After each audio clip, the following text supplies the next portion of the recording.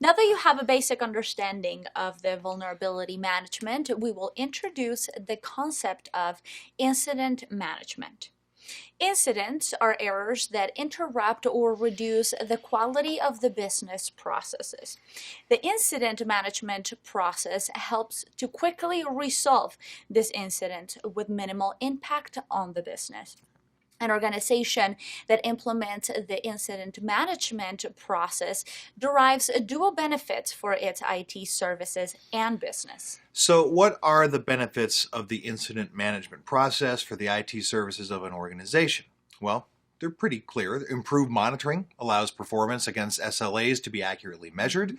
You get a more accurate recording of incidents and service requests.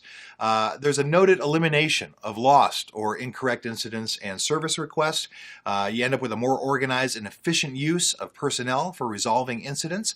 One thing that's very important, you get greater availability of information of IT errors for effective management and more accurate CMDB information for ongoing audits while registering incidents. And then improved user and customer satisfaction can't be overrated. That's true. So what do you do when an incident has been identified? Security professionals say to go back to your security plan.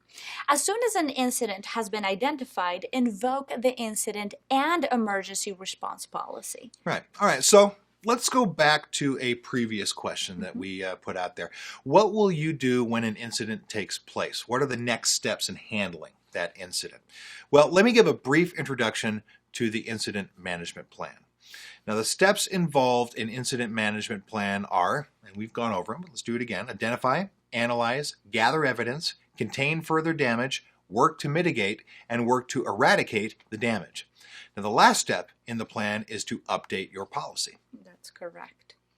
Here is a caution on incident management. Never ever take an incident lightly. It could be the tip of the iceberg. So consider the following. First, take a large attack surface into account. Second, include policies and action steps to minimize business disruption from incident. Third, provide adequate investigation, remediation, and a recovery. Very important. Very important.